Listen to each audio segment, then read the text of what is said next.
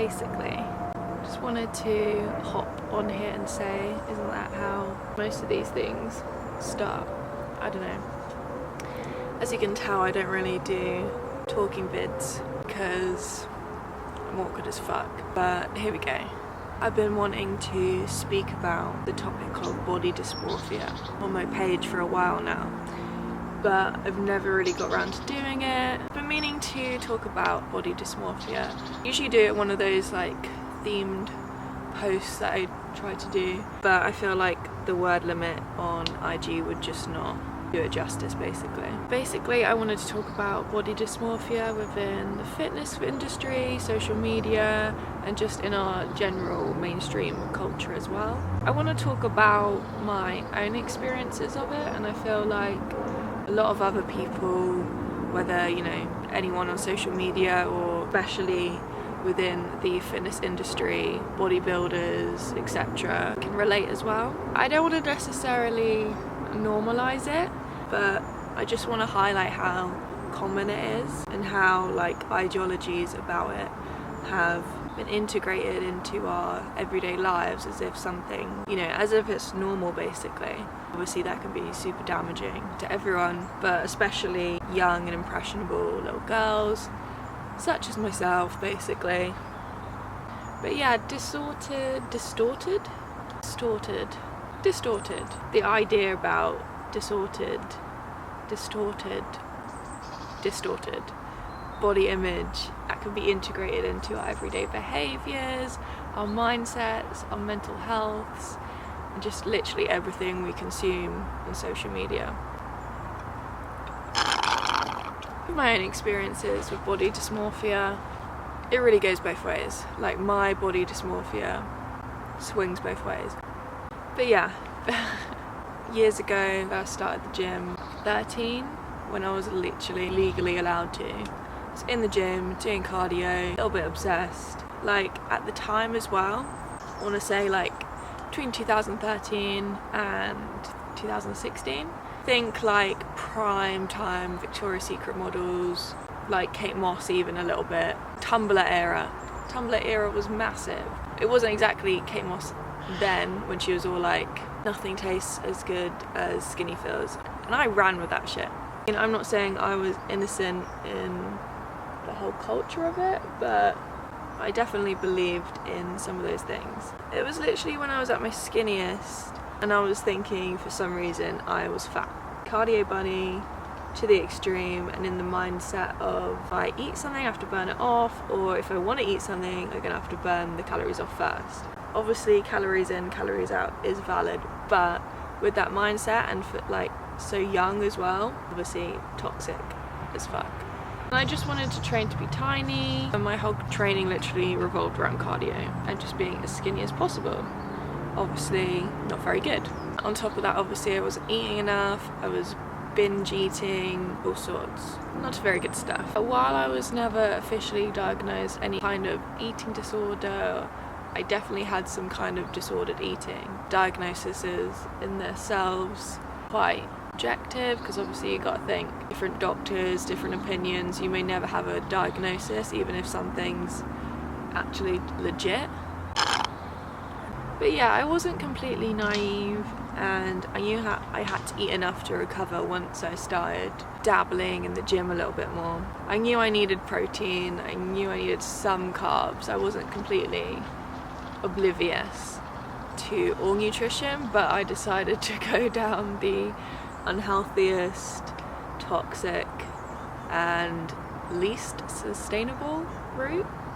But I definitely still limited myself a lot and constantly in a calorie deficit, especially when you're growing and you're a teen and hormones, and it was just not a great mix. I would try to diet all the time pretty much, and then I would inevitably binge, and sometimes that would be secretly and feeling guilty about it, binging jars of Nutella. And I think one Christmas period I ate 4 Panettones on the low-key. Obviously that was not very good. And at the other end of the scale, even more recently, I've experienced feeling small and being too skinny, Now that I've started bodybuilding, it really shows like it can go both ways. I'm probably at my biggest right now. Well, in general, I've just had like a mini cut. Probably at my biggest at the moment.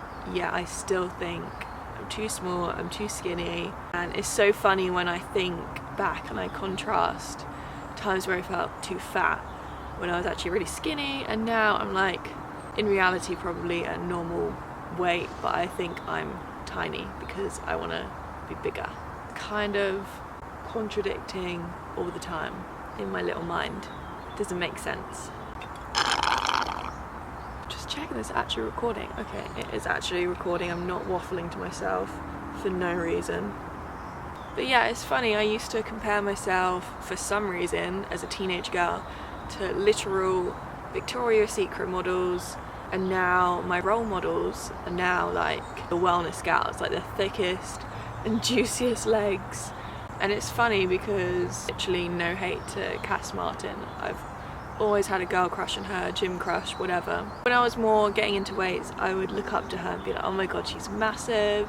And now I'm thinking like, okay, she's not as big as I think, because now my next role models are like even bigger. And I know people are gonna say something like, well, why are you doing bodybuilding? You just shouldn't do bodybuilding if you're still feeling like you've got these feelings, or you struggle with body image still a little bit. But it's obviously not that fucking easy. And again, I don't want to normalize it, but I feel like every gym girl or guy inevitably is going to struggle with body image and body dysmorphia to an extent at some point in their journeys. But ultimately, and I feel like a lot of people will agree with me, I literally couldn't do life without the gym. And not to deep it that much, but it's just how it is. And yeah, just general lifting. Like, I couldn't see my life without bodybuilding now, and how much I've probably needed it as well for like routine, structure, things I still struggle with, but for my own general and mental health, it's really showing me where I need to improve in my life so I can actually improve other bits of my life as well. And ultimately my mental as well, I want to keep that at a good place. And unfortunately, or fortunately, however you want to look at it, you've got to keep up these habits. I'm going on a bit of a tangent, so I digress, but just want to highlight how they really help each other. And I just want to say how the key kind of takeaway to my waffling here, the issue lies with who we are comparing ourselves to, or who we idolize. Like my examples, like Victoria's Secret models, or now like hench bodybuilders. It doesn't matter if you think you're too big or you're too small, it lies in the comparison, and it's taken away ultimately, you know, your recognition for your own progress presently. So I'm trying to do that more, and I think generally, as a neutral standpoint of my body, I am really learning to love it, and especially all the physical things it does for me, and I put it through. I'm seeing it more as what it does for me rather than what it does for others. I feel like that's a major turn point for me. But yeah, without getting too deep, I'm not ashamed to say I still struggle with it some days. Like, I have days where I'm like, I'm too skinny, I'm too thin, etc., because I want to be somewhere else. And then other days I still think I'm fat, or I'm chubby, or whatever it is. But neutrally, in general, I think I'm fine. This idea that, we're never going to be good enough, it's obviously a double-edged sword. Like, it can be a driving factor. I want to get here, I want to raise my standards that much, that anything less is still pretty fucking good, basically. But obviously take that too far the other way, and you're just not going to be kind to yourself, basically. It drives us, which is amazing, to be better, but never being completely satisfied, obviously such a massive problem for our mental health and body image, and that can take away all the physical and mental gains to it.